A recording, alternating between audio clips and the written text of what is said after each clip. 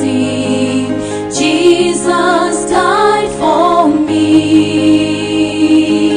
Living by faith is the theme of my living, serving God and be faithful till death.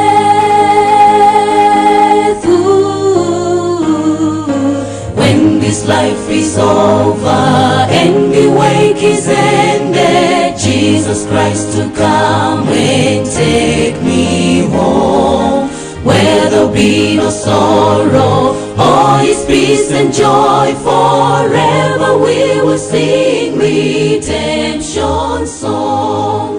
Jesus, I will praise Him after all, for His Light of the world, you step down into darkness.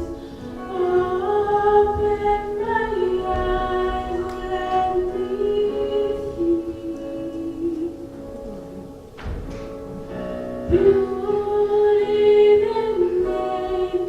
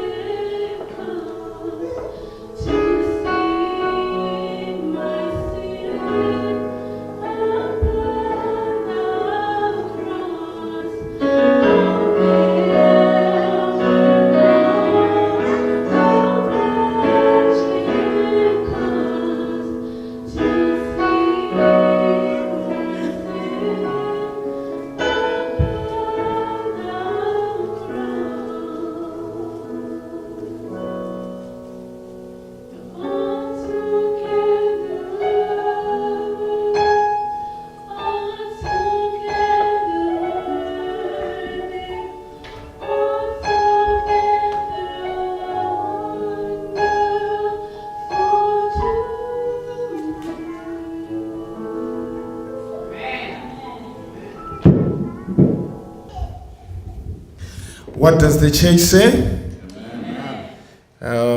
Thank you, Victoria, for the song that you have given. The topic that I'm sharing with you today is when a church loses its mission, what then? When a church loses its mission, what then? Shall we bow our heads as we pray? Our gracious and eternal Father, we have gathered today in this sanctuary, in this church. We are here, Lord, to hear your word. We realize, Lord, that we have fallen short of your glory because of our sinful nature. We have done things that have displeased you. But God, you are a merciful God. We ask you, Lord, that you be with us from the beginning up to the end. I am here, Lord, to share the bread of life. I feel I'm not enough, I'm not ready, because this work is too heavy for me. But Lord, because of your grace, you have allowed a sinner like me to stand in front here, not showing that I'm perfect than others, but because of your grace, allow me to articulate the message in the way that we can understand. I ask you, Lord, that you calibrate our brains so that the message that will be given today can be customized to each and everyone who is here. We realize, Lord, that we are of different ages and with different interests, but Lord, unite us by your power. There are others who will be watching, who will be listening to the sermon, not here, but very far. Lord, I pray for offline and online congregation, that may you be with us so that at the end of the day, all of us can be charged by your power. It's our prayer in the name of Jesus. Amen. Today, as I go into the sermon that I want to share with you, I know we don't have a doctor in here, but we have nurses. Let me volunteer one. I wanted to ask one of the nurses to come. As I said, we don't have a doctor in here, but we have a nurse, and the nurse knows how the doctor works. So I just want to ask you the question that, okay, imagine I am a patient, and I come to the doctor, and I tell the doctor asks me, okay, why are you here? Then I say, okay, doctor, I have malaria, and I need this kind of treatment, and I mentioned the treatment. What will be the response of the doctor? Really, I don't know how he's going to answer. But I just think, like, if you already know what your problem is and the medication that you need, so why did you go to see the doctor? Yeah, because you have already diagnosed yourself and you have prescribed medication for yourself. So I don't know how he's going to answer, but to me it's like, so why are you going to the doctor when you know your diagnosis and then you know what medication you need to take? Okay. Yeah. Thank you so much. That's the best answer. There are two words that she has used. You have diagnosed yourself and also what? Prescribed medication for yourself. When you go to the doctor, you don't prescribe, you don't diagnose, you just explain how you what? How you feel. It is the duty of the doctor to diagnose and also to prescribe medication. Do you know that that's the problem that we have as Christians? Most of the time when we come to Jesus, the sermon that we are going to see today, we want to see how the church has lost its mission and what happens. Today we are going to meet Jesus Christ. Jesus is calling his disciples one after another. And this time around, he meets one of his prospective disciple by the name Levi. This name is Levi, and in another version they call him Matthew. There's a lot of debate. I'm not going into that debate because when you read the verse that Vincent read, Mark chapter 2, verse 17, it's coming from the discussion where Jesus Christ, after he called Levi. Levi was the tax collector. He found him on the booth. In other words, Levi was busy collecting taxes. In those days in Israel, for a Jew to become a tax collector working for the Romans, it was like betraying your own people.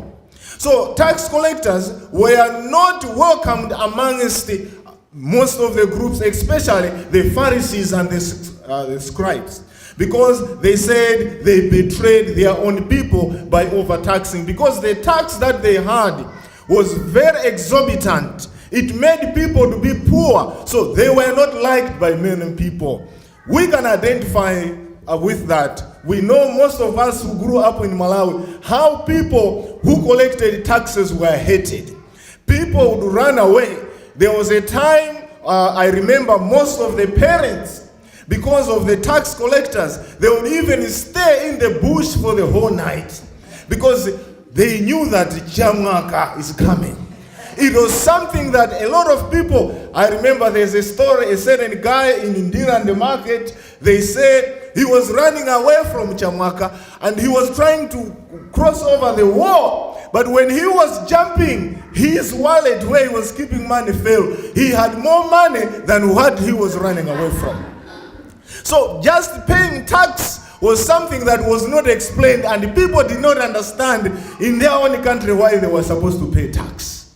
So this was the problem, that the tax collectors were not welcomed by many, and they were seen as people who were evil. So Jesus Christ came here on earth. When you read Matthew 28, verse 18 to 20, that's where we find the Gospel Commission, where Jesus Christ is saying power has been given to him on earth and in heaven. And after power has been given, that power known as dunamis, the power from within. It is not power from without, power from within. There are times you are given power that comes from somewhere, and every time you have to consult.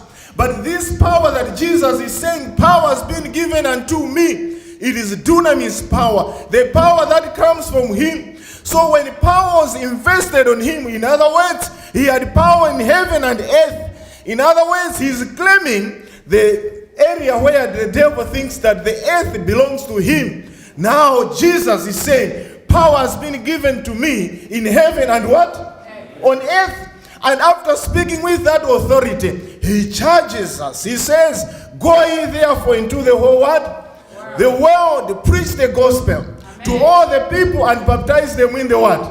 In the name of the Father, the Son, and the what?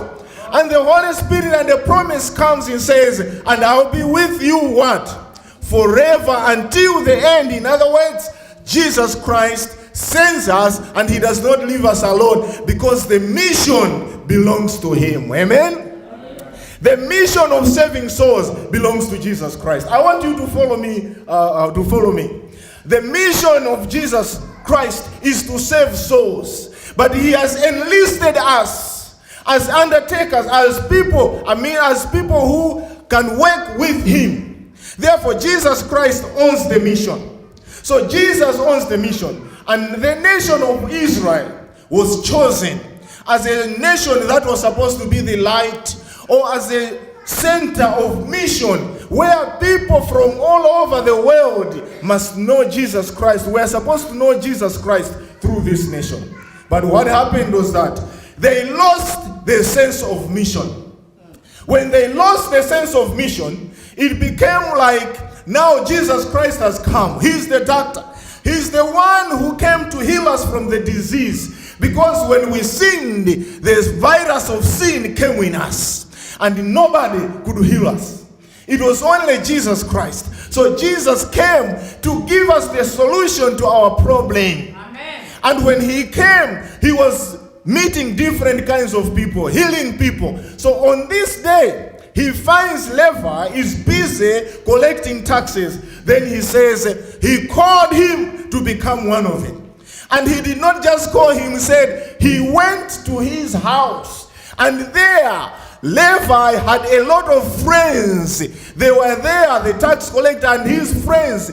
So Jesus was amongst them. And they say when they were there, they were dining, celebrating, like cheers, cheers, cheers, eating food over there. Then they said the scribes and the Pharisees started murmuring. They started saying, if he is the Son of God, why is he associating with these wicked people? Jesus Christ heard the murmurs. They were murmuring. You know, Jesus Christ had two natures, divine and what? Human. So he overheard what they were saying. Now he's giving a response. Jesus Christ says, when Jesus heard this, he told them, healthy people don't need a what? A doctor. But sick people do. I have come to call not those who think they are righteous, but those who know they are what? They are sinners. Amen. Here is the salvation. Salvation, we can say in this mission that we have been given, Jesus is the initiator. And Jesus knows how the mission is supposed to be done. And he says for him to come, he did not come because we pleased him. If we were righteous, there was no need for Jesus to come. He came for a sinner. Amen. It is like for the hospital. How many of you who work in the hospital can waste the time by people who are strong just coming to see the doctor? They have a line, 7 people. What do you want? I want to see the doctor. Are you sick? No, he's a good friend of mine. And somebody comes in and says, what do you want? I want to see the doctor. Are you sick? No, he's a friend of mine. 7 people lined up to see the doctor, but yet they are sick people. What can you do for a good nurse? You tell them and say that, go home. When he is in that office, this place is the hospital. Amen. If you are in the hospital and you are seeing healthy people coming, there is something wrong. Do you know that the mission is for the sinners? Amen. And the reason why we have a church, it's because they are sinners. Amen. No sinners, no what? No church. No church. But do you know that many people do not know? You know, that's the reason why the theme for this sermon today is that failure to understand the gospel commission has the negative repercussions to God's method of doing mission. We have done more to keep the sinners out of our churches than we have done to invite them in and lead them to Jesus, the one who can forgive them of their sins. Amen. Today, churches, instead of welcoming sinners, we have done more injustice by pushing them away. Amen. In other words, we are a church where we are telling the world that before you come over here, go and change, then come over here. But I want to tell you, the gospel is there calling sinners to come as they are. Amen. When they come in the church, you know, many of us, we have this mentality where when people are coming, I've been to the hospital, when people are on the line, have you seen unqualified doctors on the line trying to prescribe to others? People are online, they say, what are you feeling? Oh, I'm feeling this. You know what? This medication, just take 7 Panadol. It helps. These doctors will not tell you.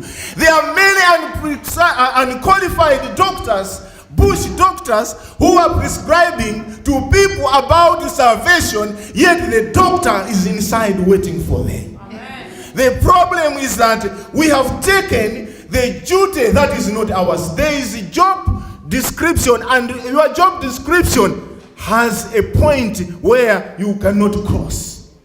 Jesus is the Savior. Amen. We have been called to preach the gospel. We have been we have to go out there, preach, invite them to Jesus, but we are not there to save. Amen. Do you know that there are some people who think when they go out there, they are going to save people? Nobody can save anybody. It is only who? Jesus Christ. So because we have crossed the line, many times we have done things that we are not supposed to be done. The background to this problem is that the majority of churches in America and the world around, and the people who attend them, have not only lost the focus of the mission of the church, they have also lost the desire to carry out the mission of the church. Amen. The church in America and other parts of the world has become very inwardly focused organization that has become obsessed with itself. Instead of reaching out to those in our communities who are marginalized, neglected, and second, we have now created our own ghettos for Christians, where we can just enjoy ourselves. We have created communities that are only known by Adventists, that are only known by the churches, to an extent that if somebody is not of a church, cannot become one of us. Amen. This is a sign that we have lost the focus of the mission. You know, salt that is only in the salt shaker, which is not combined with food, cannot be appreciated. Amen. The more we are just crammed together as Adventists, there is no way we can impact the society. There is a need for us to mingle. And this was the problem with the Pharisees and scribes. They wanted to protect Jesus.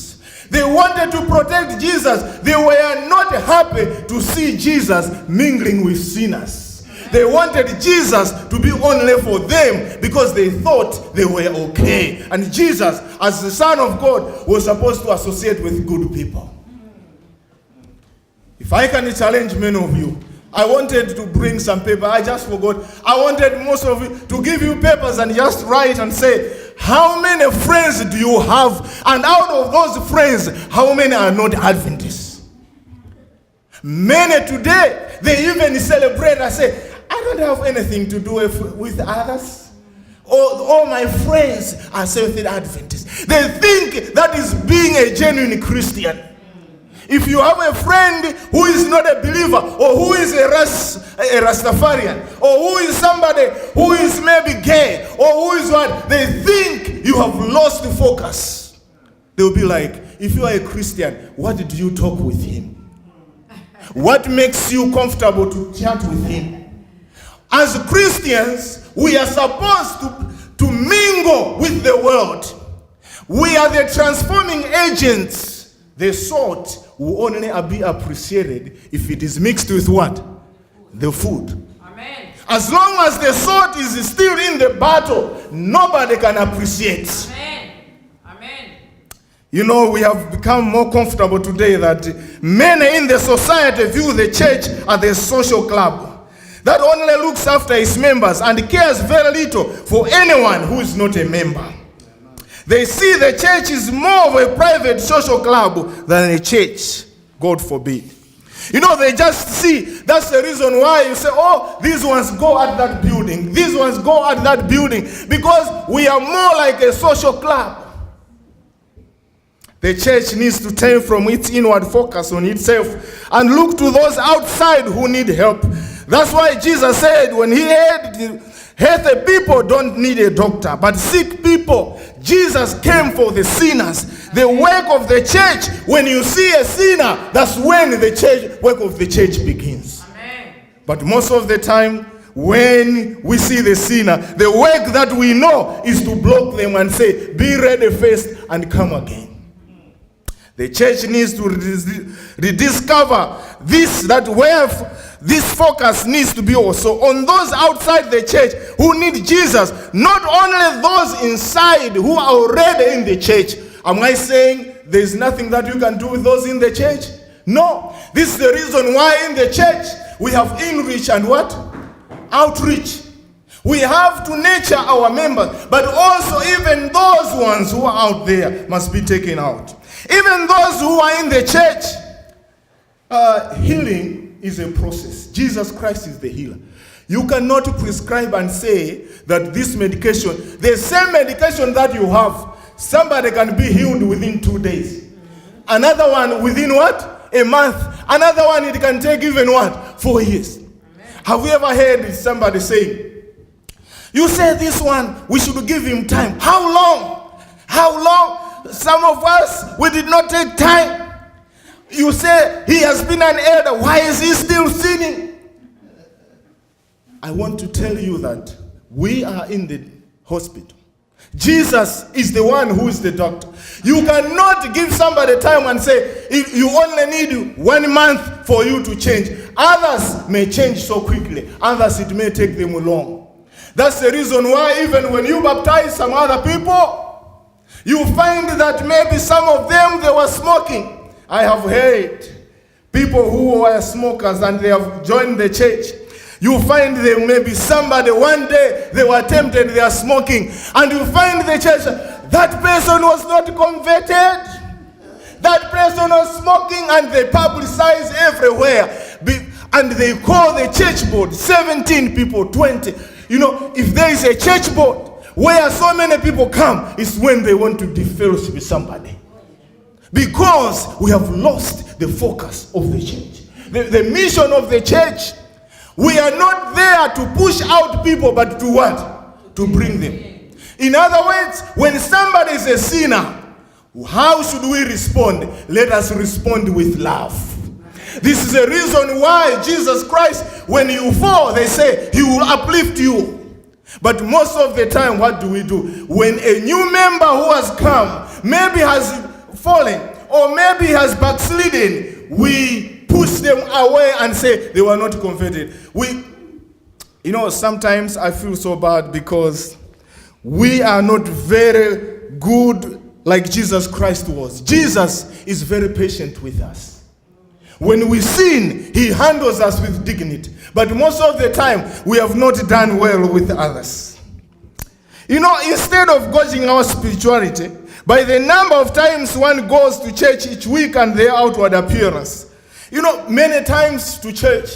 Today, the church, we are very much comfortable. How are we comfortable? We have built beautiful churches with comfortable chairs, which is very good. But it has come with a comfort that we don't even want to go out there. As much as it is good for us to have beautiful churches, that alone is not enough. We can have beautiful churches, but we should know that church is there for a what? For a mission, not only for the programs that we only do inside the church. The pastors and leaders of the church, we have to help the people to discover what the Bible teaches about mission and responsibility of Christians. Sometimes I don't blame some Christians because we just say like slogans. Let us work together. But how are we working together? You need to train them. People must know what they are supposed to be. They are supposed to do. That's the reason why when people are baptized, they are supposed to be inducted into different kinds of ministries. We used to have fishers of men, where each and every person who has been baptized was taught, was given a ministry. But most of the times, when one has been baptized, they just push them in the church and say, discover for yourself. And most of the time, we shouldn't be surprised that there are so many members who are in the church and they don't know what they are supposed to do. And we blame them for not working because as leaders, we haven't done something.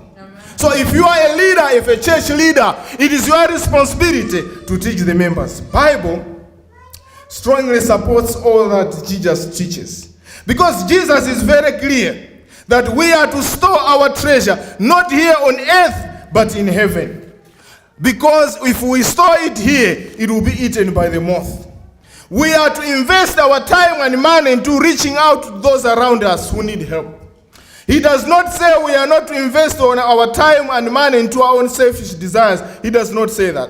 We are to feed the hungry, clothe the naked, and help those who are less fortunate. Amen. That's God's mission. Amen. Jesus clearly tells us that Christians are to give of their resources and go and take the gospel to the whole world. We have to give, even sell our property.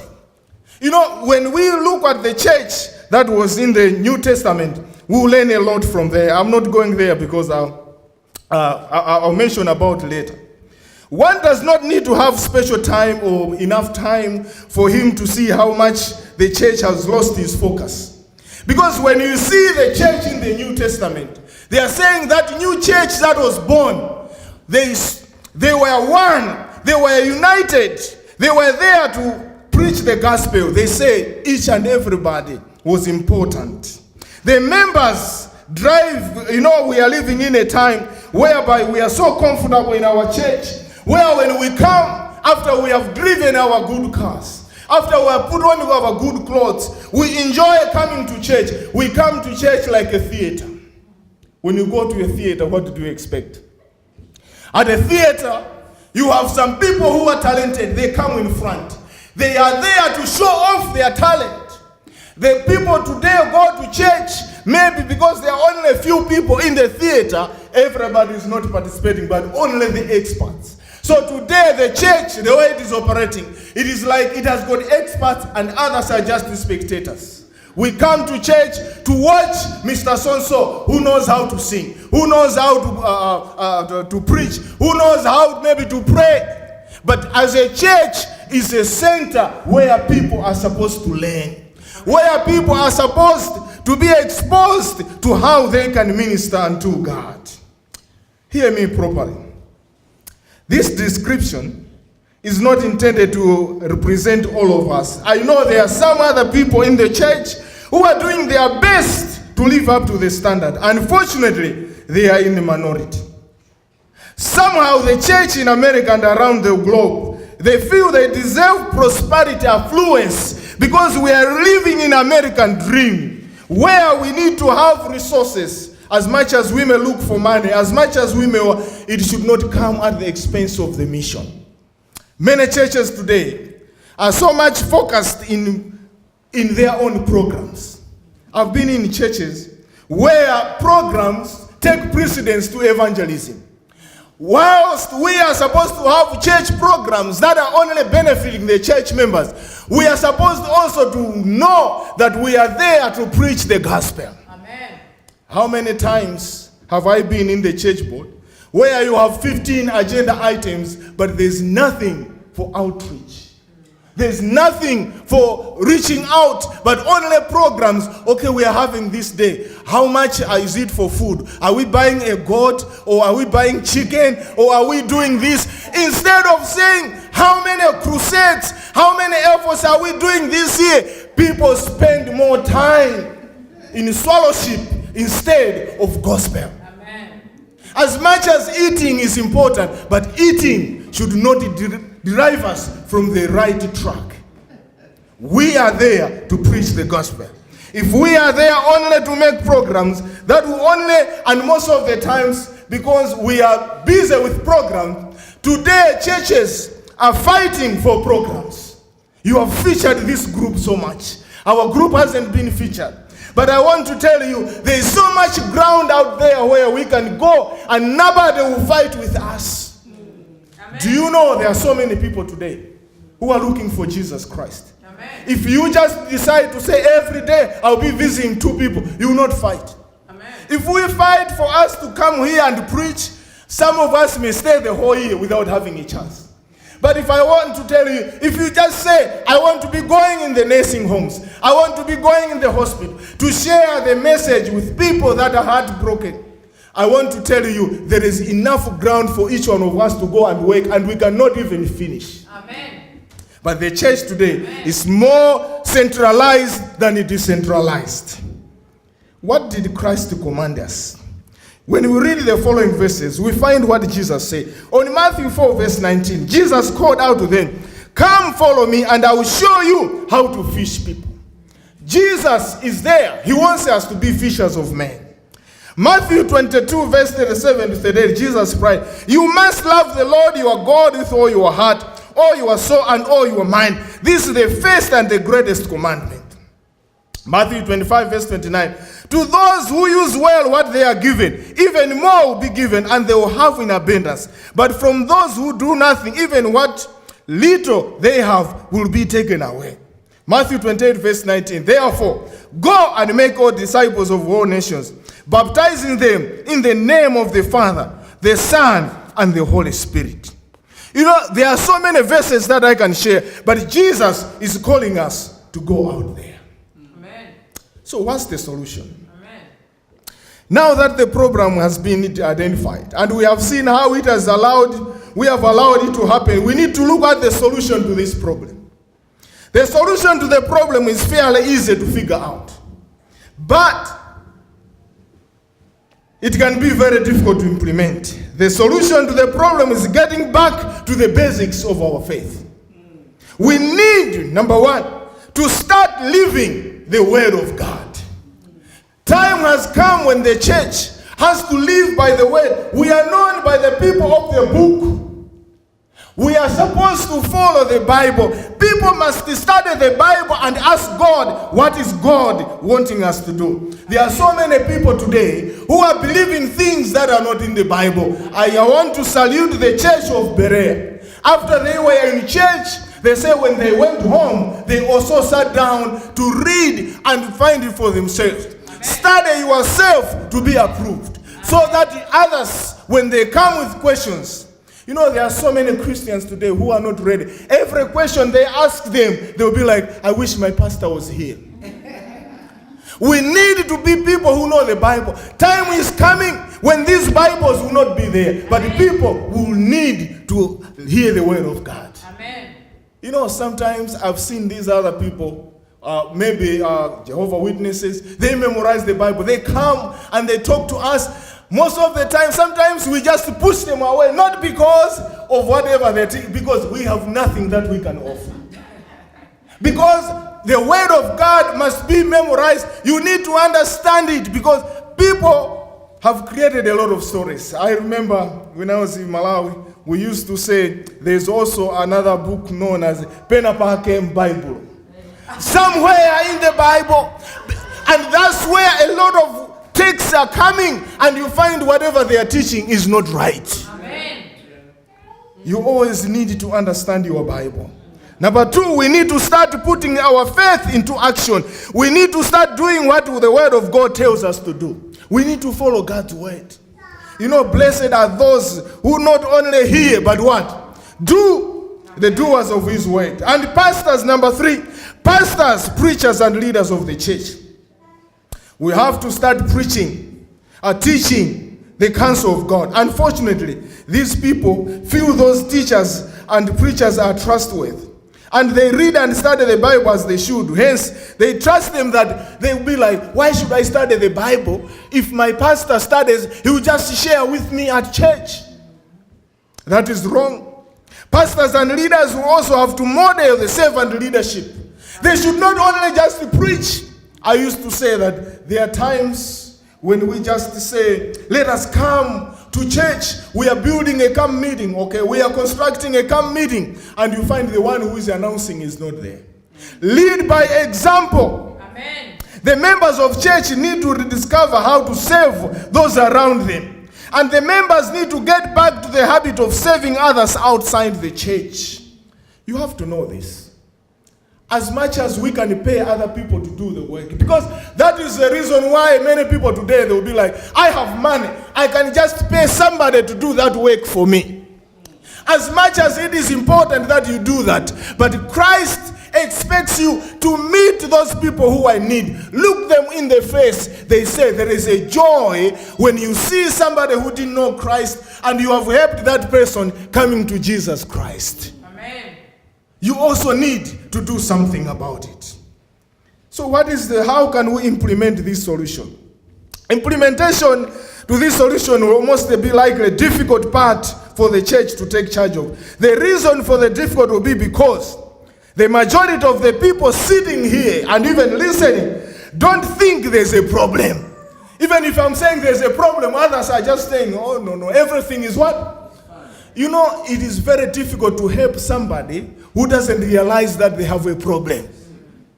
Most of the times is that we don't see the problem. And number two, they expect the people outside of the church to clean up their lives and get their lives straight, then come and join the inside church. So the implementation process will almost need to be a re-education of the majority of the members of the church. Members of the church must be taught, must learn that people in the church, they will come with different behaviors. They will not change out there. They are coming to church because Jesus Christ said, I did not come for who? for those who are righteous, but for those who are what? Who are sinners. When you see a sinner coming to church, just know that they are coming to the right place. One of the first steps of the solution will be to start teaching the church members how to study and read the Bible on their own. Another solution will be to teach people how to start living the word of God, not only preaching about it. And another, church members also have to be taught how to break out the comfort zone and get involved in ministry. In other words, people must be introduced to ministry. Don't just say, be involved in what? That's the reason why you find, if you don't tell them, gossip, they can easily be involved. Because it is something that is very easy. But the church must teach them. You know, preaching about how the church in America and other parts of the world has lost focus, it is not a popular subject, because it's like you are exposing the dead linen, okay, in public. But the truth has to be taught. You know, very few churches today, they are going through that problem. Instead of us, in fact, many of the churches in America and around the world are not even aware. We are comfortable. We don't see any problem. Recognizing and accepting the problem is the only step that can lead the church to revitalize the sense of mission that we all have been called to. So what are the things that happen when the church has lost its mission? I want you to listen carefully. Number one, churches become so entangled with traditions that they don't even realize that they are not running the church in the way God wants. Tradition is promoted in the church to an extent that people do not know that what they are following is not biblical, but only tradition of the what? Of the elders. There are so many things that today a lot of people are concerned about, which are not salvific, but only tradition of the elders. And people to take those things as the gospel. That's the reason why you find that in many churches, people are fighting. Oh, no, this is a young woman. A young woman who has been baptized. They cannot even involve them in ministry. Even when they are preparing Holy Communion, they'll be like, no. Young girls cannot be part of making the Holy Communion because they don't know the tradition. They don't know how to control themselves, because they have attached the tradition to Holy Communion. And they will be asking women who are 65, 70 to prepare Holy Communion. They are even failing to walk. They are carrying water. They are even failing to walk when the girls are there who are supposed to be trained. Amen. When the church has lost its mission, there are so many things that happen and people think it's right, but it's not right. Amen. Have you seen how people even fight in the church? Where maybe the person who is taking it, there are people who are even experts in knowing where the person who takes the first prayer should sit. Well, if you just twist that, if you just change that, somebody will not worship or care because something hasn't been done all right. I remember there was a church where people are used to have 7 people in front, and there was a church where only 2 people were going there. They'll be like, no. This is a new tradition. It's not what we are supposed to be doing. But as a church, we are not supposed to major in those things. Number 2, church programs become more important than evangelism. Most of the times, we are only concentrating on our church programs. Church programs are important, but they should not stop us to go out there. Amen. You know, imagine you will make programs, we prepare for programs only to give to people who think they are okay, and if people are so okay, what happens? It's only criticism after criticism. Your song was not nice, the baritone was not there. But if you go out there, they don't know baritone, they don't know harmonize, they don't know all that. They will just listen to the word of God. You know, in the church today, we are so much comfortable in a way that because we are competing for programs, we are also criticizing one another. As much as programs are important, those programs must also have an extension out there. Amen. When a church has lost its mission, church boards have less time to discuss issues related to evangelism. They have no time, all their agenda items. That's why even in the church manual, even they say that when you are having a church board, evangelism should be always one of the items, but not many church boards follow that. There's nothing concerning that. It's only once, and most of the times, some people, they may be discussing whilst standing, they are ready to go. Because it is not an important subject to many of the church members. What happens? Church members fight for positions. You know, as a church in a mission, how many of you have seen people who go to the war? When you go to the war, you don't mind who shoots the enemy. Amen. What you mind is, have we won or we have lost? Amen. You know, we are in the war between good and what? Good and evil. So when we go out there, we are all in this war. All of us have been enlisted to go there. No matter what, whether it's David, if he kills Goliath, Israel has won. But that is not the church today. There are some people who are supposed to kill Goliath. Others cannot do it. No wonder today there is power struggle. Struggle for who to preach or who to be ordained. This is a big struggle today. Why are we fighting for issues that are not even essential? We are fighting for issues who can preach. They're saying, oh, this one cannot preach. Anytime you find people and say, oh, you cannot preach, you cannot be ordained, you cannot what, just know that people have lost the focus. Amen. The focus that we have is to preach the gospel. Amen. Amen. Today people are securing their positions by trying to push others. But I want to tell you, the Gospel Commission is enlisting men and women, boys and girls, that we be involved, whether ordained or not ordained. We are ordained by God. Amen? Amen. Therefore, whether a boy or a girl, you don't need to have to be 50 years old. God can use you. Amen. At your age, at your status, the status that you have. You know, when the church has lost its mission, there's less budget for mission, while other programs get lion shares. There's less money for evangelism. But other programs, you find some programs, if you see the budgets of the churches. If you have a church, analyze your budgets and see how much is towards evangelism. Sometimes you'll be surprised that there is no money. That's the reason why programs of the church every time are taking place. But there are some churches today, you ask them for the whole year, how many evangelism efforts have you done? They'll tell you that none. Why? We have no funds. But they had programs. Women hired a truck from point A to point B. Young people went out there in a park. They hired a bus. They have money to do other things, but not for evangelism.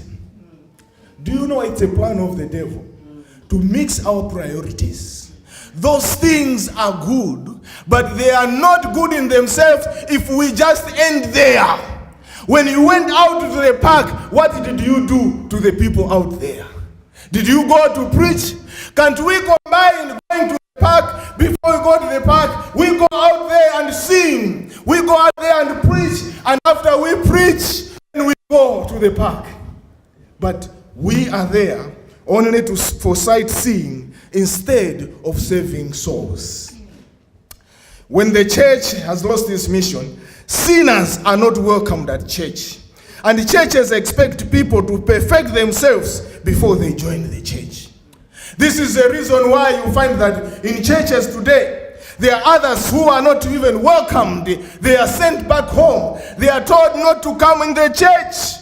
But I want to tell you, this church belongs to God. Amen. There's no police officer in the church who is there to chase people. Amen. Today there are some other people who have made themselves as the gatemen, who are there policing everybody who is there. If you don't look like them, you are not for them. But I want to tell you, such a person that you are sending home, imagine if Jesus was there. some of us, if Jesus was there, would have been humbled. I want to please to mention this, that in this gospel commission, our duty ends by inviting people to Jesus. Amen. Whatever happens between Jesus and that person is none of your concern. Amen. Some of us today, we are so busy that we push others so hard than how Jesus is doing. Jesus knows us, and Jesus works with us according to how we are. He is like a teacher. A teacher knows how his students performs. That's the reason why a good teacher will have different maybe schemes for different kind of students. There are some who are very bright students, and there are some who are slow learners. A good teacher will not only focus for one group, but will find an approach that can get everybody. Amen. In other words, Jesus Christ's method is to involve everybody. Jesus Christ calibrated his ministry to an extent that each and everyone who comes to him, he meets them at the point of their need. And that's what the church is supposed to be. Amen. Are we here today saying to Jesus, like, Lord, forgive us? Because in one way or the other, you may not say it. You know, sometimes when you just come in a group, people don't need to say something, but the way they look at you, they can even tell you that you are not welcome. If we see somebody here who doesn't look like us, who is not dressed like us, who is not even looking in the way we expected, how do we look at them? Do they feel welcome? Do we give them a hug? Do we give them and say, welcome, you are most welcome? Or we just look at them and we go in a group and say, what are they coming? Why are they here today? May God forgive us. Amen. If some of us, maybe, we are very busy with church positions. Church positions are good. God wants us to serve, but it is not the end in itself. The greatest work you can do for God is to be a messenger of God's word. Amen. And be out there to preach the gospel. Amen. I'm pleading with each and every one of you that may God talk to us. May God help us, that when he is coming again, we can be in the kingdom. How many of us today are saying we are asking Jesus Christ to restore the mission that he set in us? We have done several things that does not please God, and we want forgiveness. If that is your prayer, can you raise up your hands? Let us pray. Gracious and loving Father, here we are. We have lost the sense of mission. Father God, anytime, even a train, when it loses its track, it will fall. You have given us instruction in the Bible on how the mission is supposed to be done. But because of our own inclinations, because of our own tradition, we have taken the church astray. Some of us have stood in between you and the sinner, to an extent that we have given some advices. We have instructed people to do things that you, Jesus, did not give us that authority. And many people are out there crying because they have lost hope in the church. The church is like a hospital where when the sick come, they should find hope. We come to church not because we are pure, but because we are sinners who are looking for salvation. We are sanctified by your love. Teach us, Lord, to love you and also love others. As much as it is important for us to have beautiful churches, to have good programs, Lord, our programs shouldn't be done at the expense of evangelism. We are in the last days, and Jesus, you are about to come. Your message must be preached out there. I pray, Lord, that give us that desire, that burning desire to go out and preach so that others can join you. Everything around the world is showing that we are in the last days. And many people out there, they are in sin. They are living a life of sinfulness. They don't even know, but we chat with them, we talk with them. But we have been in the church where sometimes we feel like we are not the right people to preach. But Lord, teach us today that it is the responsibility of each and every member to go out there and be a vessel for you. And you have made people ready. You just need the reapers. Here we are, Lord. We are the reapers. When we go out there, may you use us to your own will. It's our prayer in Jesus' name. Amen.